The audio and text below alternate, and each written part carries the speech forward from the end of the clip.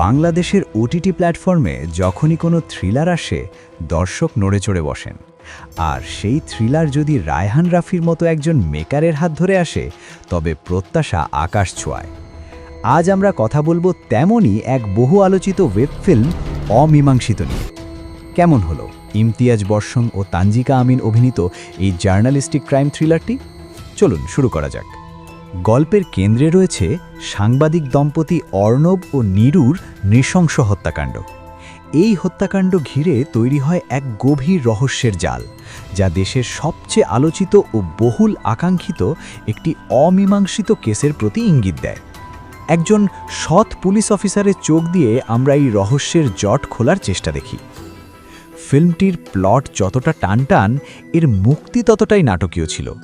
Censor board কর্তৃক আটকে যাওয়া, সমালোচনার মুখে পড়া, এই সকল বিতর্ক এর প্রতি দর্শকদের আগ্রহ আরও কয়েকগুণ বাড়িয়ে তুলেছিল। প্রশ্ন হল, বিতর্ক কি গল্পকে আরও শক্তিশালী করল, নাকি শুধুমাত্র কৌতূহল বাড়ালো?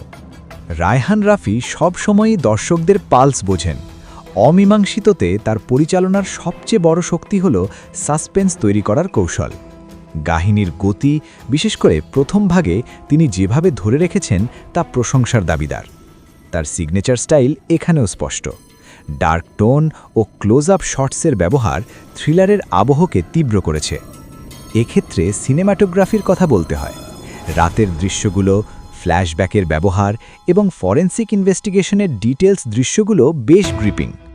তবে মাঝে মাঝে এডিটিংয়ে কিছুটা ল্যাগ অনুভব করা গেছে, যা থ্রিলারের পেসকে সামান্য হলেও কমিয়েছে।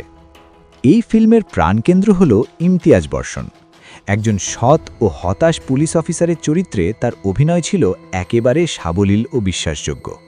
তদন্তের চাপ, ব্যক্তিগত জীবনের সমস্যা এবং ন্যায় বিচারের আকাঙ্ক্ষা সব মিলিয়ে তার চরিত্রটি দর্শকের মনে দাগ কাটে। তানজিকা আমিন তার চরিত্রে নিপুণতা দেখিয়েছেন, যদিও তার স্ক্রিন টাইম কম। পার্শ্ব চরিত্রে থাকা মনোজ প্রামাণিক, রাশেদ মামুনুর রহমান অপু সহ প্রত্যেকেই তাদের নিজ নিজ জায়গা থেকে কাহিনীর বিশ্বাসযোগ্যতা ধরে রেখেছেন। আমার মতে অমীমাংসিতের সবচেয়ে শক্তিশালী দিক হল নির্ভীক ট্রিটমেন্ট। রাফি এই স্পর্শকাতর বিষয়টিকে অত্যন্ত দায়িত্বশীলতার সাথে হ্যান্ডেল করেছেন।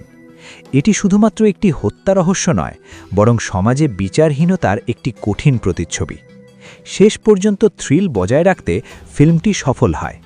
তবে কিছু ক্ষেত্রে কাহিনীর ফ্ল্যাশব্যাকগুলো কিছুটা এলোমেলো লেগেছে, যা গল্পের ফ্লো ব্যাহত করেছে, এবং হয়তো দর্শকদের বড় একটি অংশের কাছে কাহিনীর সমাপ্তিটা তাদের প্রত্যাশা পূরণ নাও করতে পারে, যদিও তা গল্পের অমীমাংসিত নামের সাথে সামঞ্জস্যপূর্ণ।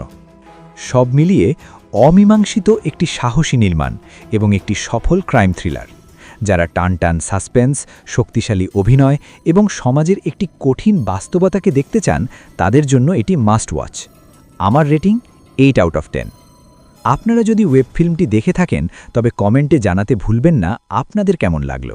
রাফির এই নির্মাণ কি বিতর্কের ঊর্ধ্বে উঠতে পারল, নাকি এটি শুধুমাত্র আলোচিত ঘটনার পুনরাবৃত্তি? ভালো লাগলে লাইক করুন, বন্ধুদের সাথে শেয়ার করুন এবং এমন আরও রিভিউ দেখতে চ্যানেলটি সাবস্ক্রাইব করে পাশে থাকা বেল আইকনটি ক্লিক করুন। পরবর্তী কোনো সিনেমা বা সিরিজ নিয়ে রিভিউ দেখতে চান তা আমাকে কমেন্ট করে জানাতে পারেন। ধন্যবাদ।